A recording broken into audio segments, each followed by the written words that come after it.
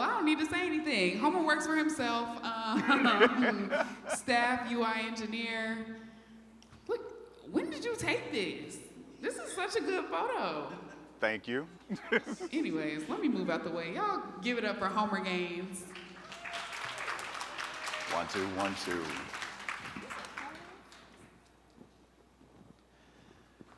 What's good? Y'all good? Everybody good? All right, just checking. It's like, yes, I'm up here. The nerves are hitting, but still, I'm talking to y'all. First day, render. Everybody enjoying the talk so far? You see, y'all got your favorites already? Everybody ready for tomorrow as well?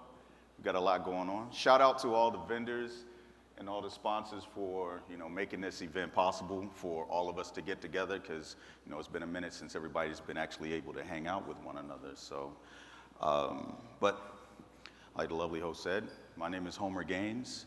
I am a staff UI engineer for a company called Guru. And with them, I'm also their accessibility specialist. My background is in behavioral psychology with a focus in neurology. And I've just kind of blended it all in. I've been building websites now for the past 28 years, something like that. So I'm kind of old school with this.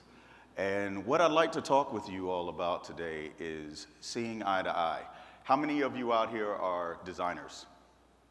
I got one hand, couple of hands. All right, cool. Rest of you, I would assume, are devs, correct? All righty. How many are familiar with accessibility? How many work for companies that support your knowledge of accessibility? Not as many hands, but still a few. That's good. That's good. So what I'm going to talk with you about today is about low vision.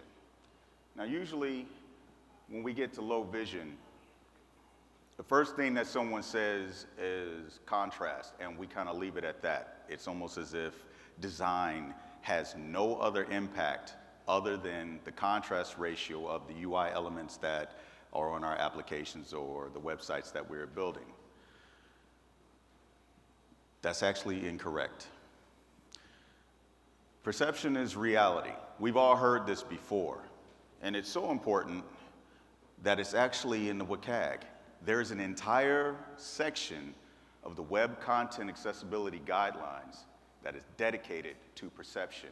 Now, the thing is, it's not just limited to vision. It's limited to, or it includes all of the other senses that we use to perceive information on apps and other digital content. But for the most part, vision is a big part of it. Roughly 246 million people have low vision worldwide. 31.3% of them are blind. 39 million individuals in the United States are actually blind. And the reason that this number is important is because whenever we talk about being able to perceive the UI elements within inside of our applications, it's either for sighted users or blind users. But there's a range between there. Not everyone's vision is the same. You could go to the doctor and actually have the same type of prescription, but you're still going to perceive things differently. Not only physically, the way that your eyes are shaped, the way your lenses work, but also cognitively, how you actually process visual information. So it's really important for us as designers and developers to take all of this into consideration. It sounds like it's a lot, but it's really not. But you need to take this into consideration when we are working out and building these experiences that we have, because not everyone is sighted and not everyone is blind. There are those that are in between. In the United States, within the 10 largest cities, there's 221 or 22.1 million people combined.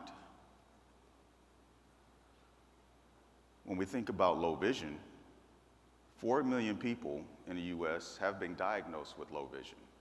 Just this year alone, 500,000 new cases.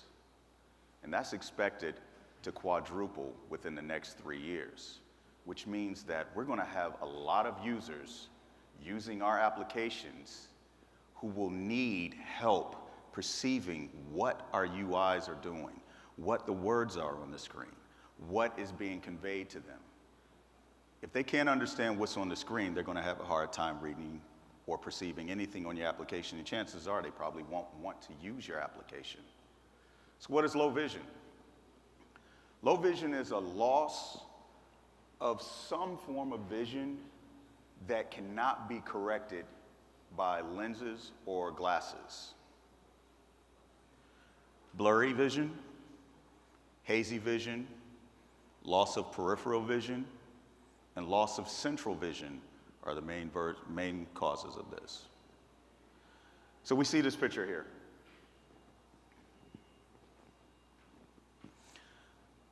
Everyone who has visual acuity, you can see that this is a clear photo of an underwater scene with sea anemone and fish. It's very colorful, it's very vibrant.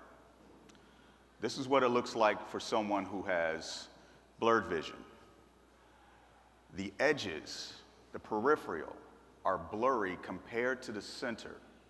So you will see more detail as you look directly at something, and those things that fall off to the peripheral will become blurry. This is hazy vision. This is where the entire field of vision is out of focus. Imagine having hazy vision and trying to look at a UI. This could be extremely frustrating for some users if we do not take the steps to make our UIs more perceivable. Loss of peripheral vision. There's a darkening of the peripheral vision. Instead of it just being blurry and out of focus, they are actually losing the ability to perceive what is on the edges. Center acuity is just fine. The edge detection, lost. Loss of central vision. This is where they lose center acuity, and the peripheral vision is just fine. So now, in this case, you may be wondering, if you're looking directly at something and you can't see it because you're looking directly at it, how is it that you're supposed to be able to use an application or read the content on a website?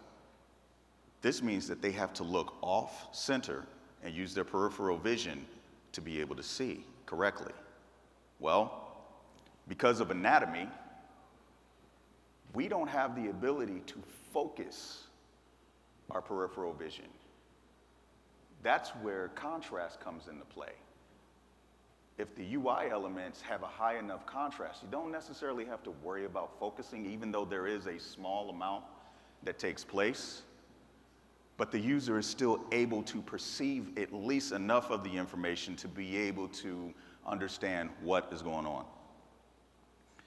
This is called the accessible user experience.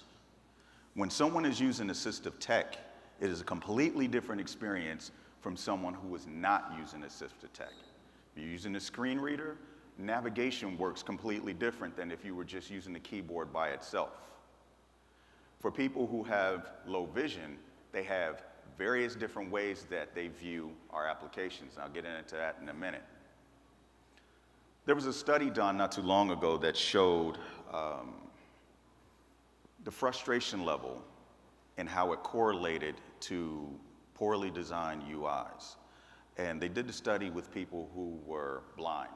And what they found was the harder it was for people who were blind to be able to use the application, the higher their frustration went up. The more their frustration raised, the less likely they were, to return to using that application. They chose to abandon it. How many of us think that it's okay for people to get frustrated with our applications and abandon them? Is that really something that we should all look forward to? Is that the type of feedback we actually want to receive from our users?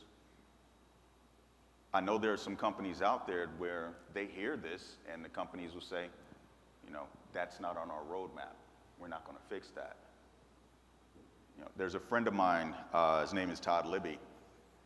He has this saying, whenever someone approaches him and says that they're not going to fix the accessibility issues with their application, he then asks them, cool, what group of people do you want to exclude next? This is what we're doing when we don't consider the range of visual possibilities of our users. We are unknowingly, and sometimes knowingly, excluding users from even being able to participate in the projects that we produce. So we have to be mindful of that. Individuals with low vision, they browse websites, use apps completely different than we do.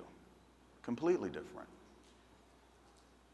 Some users, screen reader users, 76% of them use headings.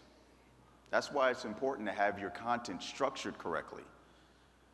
They're not able to skim through pages visually to quickly glean the information that they need. Instead, they have to use the headings inside the screen readers and jump between each one to get the information that they want.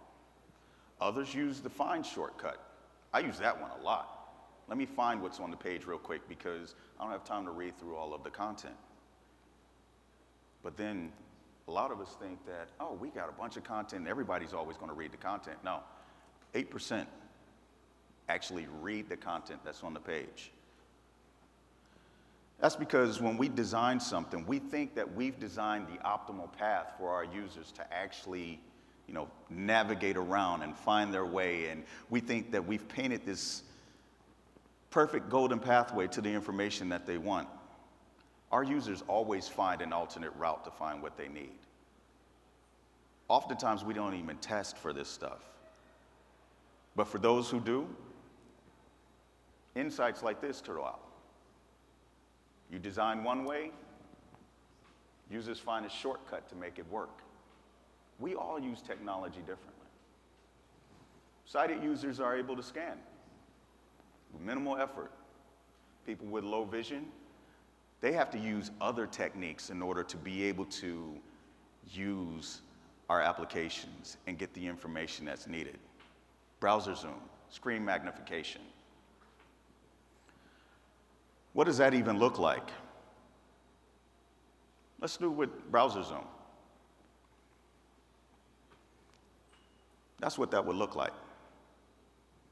They increase the size of the screen, and it zooms in and it magnifies. Screen magnification does also the same thing, but if you notice here, once we zoomed in, you can no longer see the full context of the content.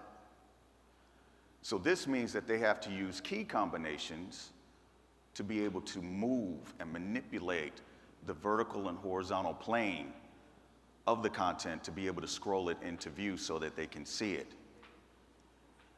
If you're working on an application and you've disabled pinch and zoom, or you've disabled scaling, you just broke pinch and zoom, or you just broke browser zoom for your users. They won't be able to use it. They won't be able to see your content fully. That is their field of vision that they are trapped to because you've locked them into place. So what are the solutions? How do we fix these things? Font sizes. Let's start there. We have to stop using small font sizes. Yeah, sure. We have browser zoom. Browser zoom goes up to something like 400%. We shouldn't make people use browser zoom if we don't have to. So what we're going to do is that we start with our smallest font. Let's start with 14. 14 and 16 pixels for body copy is great. If you're dealing with REM, you want to do this with a base 14, roughly 1 EM up to 1.2 or 1.1.2. Still 16 to 18. This is for your body copy. This will allow individuals to be able to perceive the content that is on your page with minimal effort. The other thing, how many of you can tell me if you've disabled outlines in your CSS? So, see, you. What I want you to do, here's a challenge for you. Go to your applications, your website, and I want you to hit the tab key. Focus on the page and hit the tab key and let me know what happens. If you see an outline around the focusable elements, then that means you haven't turned off outline. However, if you don't see anything, then that means you have outline none. Well, what you've done is that you've made it very difficult for keyboard users to actually see where they are in your navigation without using a mouse. You've hindered them in that aspect. But there are things that we can do with that.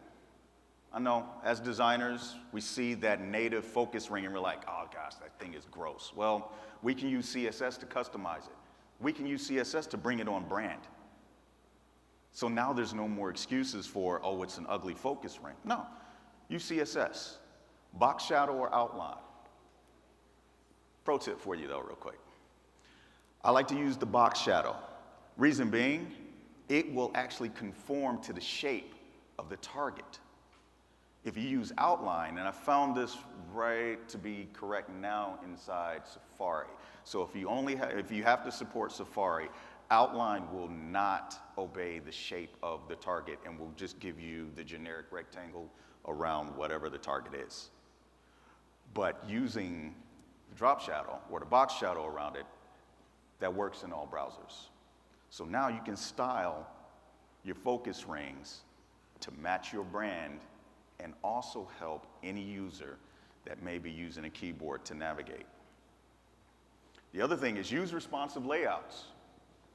How many of us have widescreen monitors? How many of us start designing with widescreen in mind? How many start designing with mobile first? That's good. That was more than the last time I gave this talk. Because usually designers will start here and then they will work their way down. You see it in Figma. You'll either have these 0 states for desktop, tablet, and mobile. And the thing is, responsive design actually helps people with low vision more than people understand. Take this form, for instance. We have 2 columns. If you have a limited field of vision, what does this 2-column look like in a non-responsive environment? As soon as someone starts to use browser zoom, because it's not responsive, they actually lose half of this form because the field of vision is narrower. But if we use responsive nature, everything reflows and it's inside a narrow field of vision, which requires them, or doesn't require them to do as much to be able to see everything. Same thing goes for our controls. We've seen controls like this on apps and websites, especially the top example. You start zooming in, you actually lose the control. You have the label, but what's it associated with? So now the person has to do the complex key commands to scroll over. Well, what if they forget how these labels align? Then they have to scroll back over. But what if they have short-term memory loss? Then that becomes a problem for them. So the 2 examples that are on the bottom, if you keep them closer together, that way when you have a narrower field of vision, the label is still associated with the control. And it's not just mobile. Found this out through trial and error. I was working with the designer on a project, and it was for a communication app. And he was designing on a Mac screen, and the rest of us had the MacBook Pros with the 1440. And come to find out that his designs actually did not fit on a MacBook 13.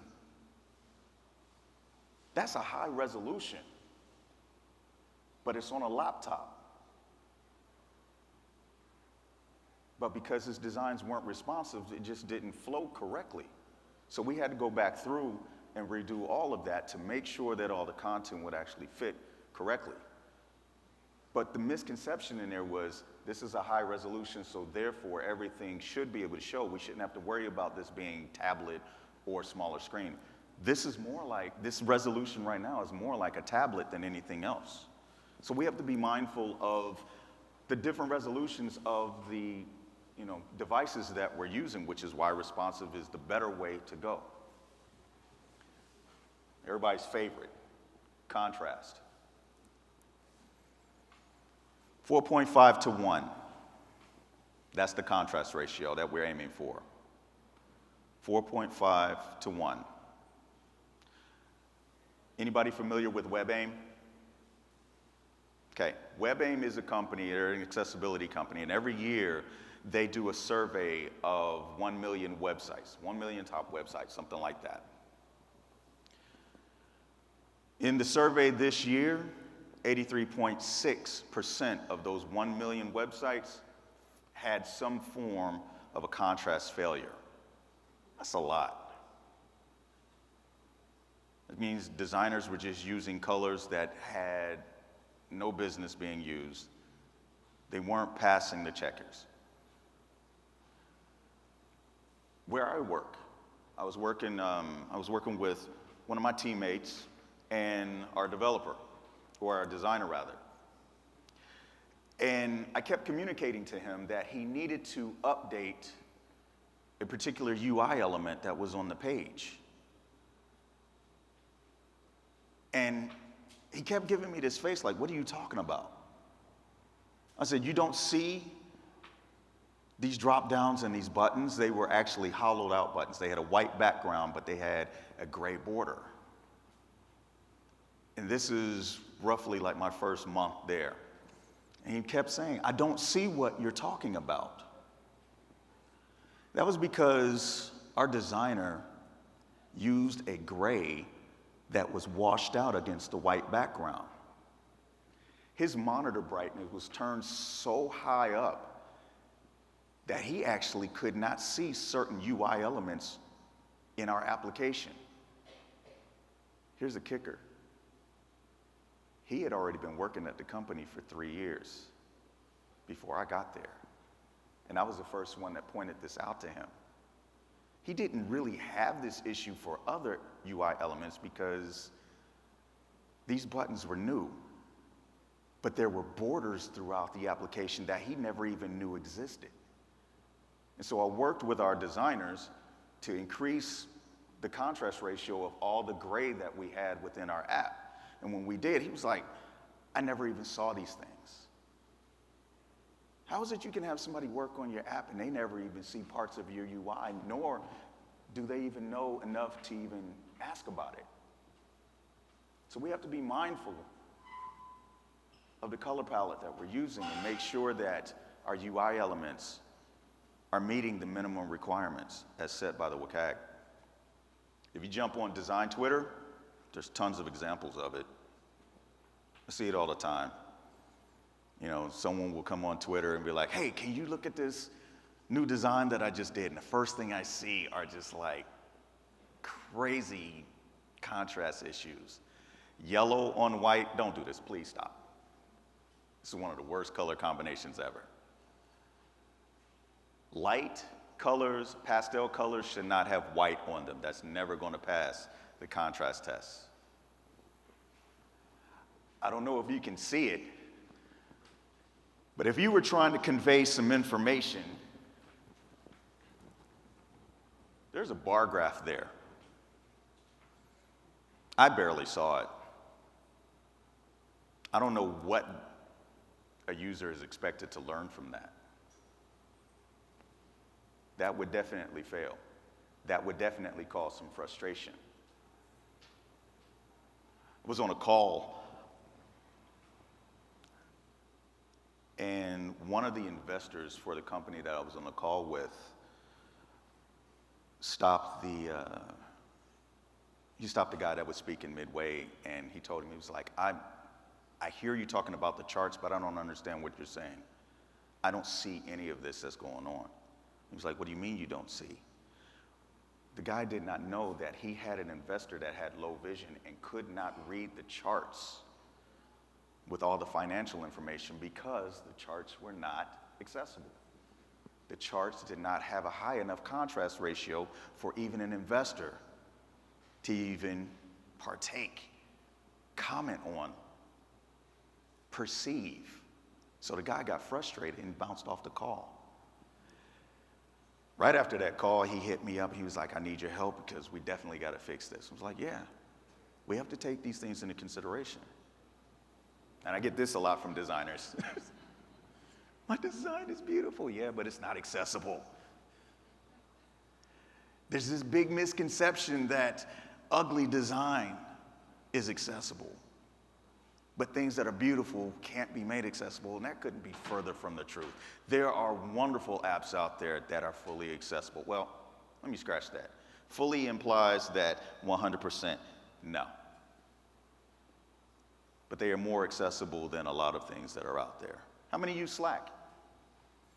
Slack has great accessibility. It's not an ugly app. Beautiful design is possible, and it can be accessible. You don't have to worry about that. I found these real-world examples one day. This is why I say don't use yellow and white, because it's really bad. These came from an e-commerce site. Can anyone read the yellow that's up there? Not at all. Not at all. And this is during the e-commerce checkout. It's like, what's there?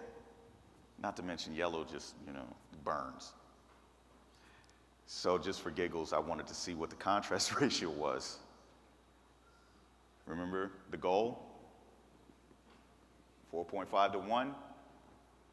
It's barely cleared 1. Not accessible to anybody. Barely even people who are sighted. Dark mode is the new thing. Everything's going dark mode. Cool. Word of advice, don't use black text up against a white background. Reason being, it is extremely harsh.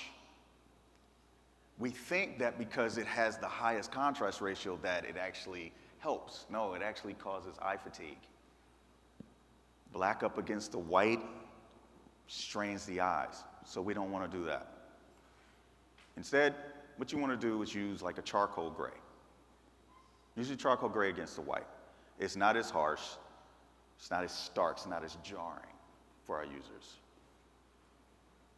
Same thing with when you flip it to dark mode. You don't want to use a full black background.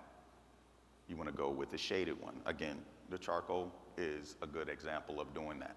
And you can have the white text or an off-white. But you still want to make sure that you're meeting that minimum contrast ratio.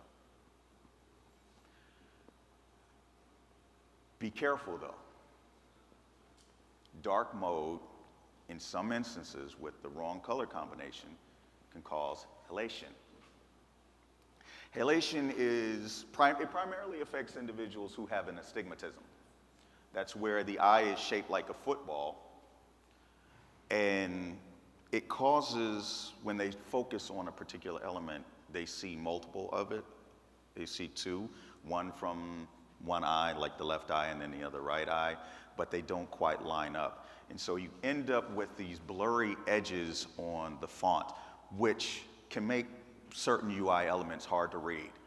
And if your fonts are too small, it really makes things hard to read. Now the person has to use browser zoom or screen magnification to be able to perceive the information correctly.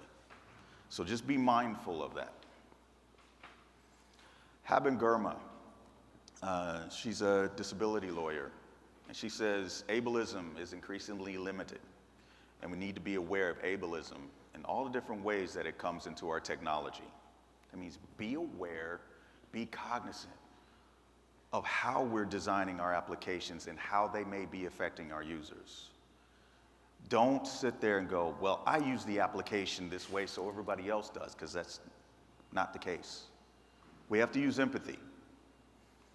There are 3 types of empathy. First, cognitive empathy. Our ability to understand someone's, what someone may be feeling.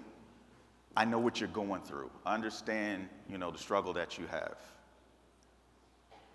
If we take the halation example, some of you may look at it and see that the content is blurry. Yes, you now know what that person is going through. Employer, cognitive empathy. Emotional empathy, put yourself in that person's shoes. I use the application this way, but how would someone who has low vision, if they can't see because they don't have a peripheral, or they don't have the visual acuity to look directly at it, how might they see this UI? How can I make things better for them? That's the emotional empathy. That's when you actually start to make the connection with that person. And once you make that connection, you want to use compassion and empathy. You want to do something about it. You don't just want to put a design out and go, yes, I know it has these issues, but you know what? I like it. Let's roll with it. Jerk. Why? It's like, why would you do that? You know that there's a problem. That's just like if you saw trash laying on the floor in your house and you walk by and you're like, cool, that doesn't belong there. Pick it up, put it in the trash can. Same thing with your designs. If you know that you have contrast issues, do something about it. And a lot of times our contrast issues, once you correct them, they don't drastically change your UI. They don't have that type of effect on it. And I've had plenty of conversations with designers about how things should be changed, the colors that they're using. And then I would go in and make the change and they wouldn't even notice. So just be mindful of these different things. Do what is right for all of our users. Thank you very much for coming to my talk. Enjoy the rest of the conference. Hope it was helpful.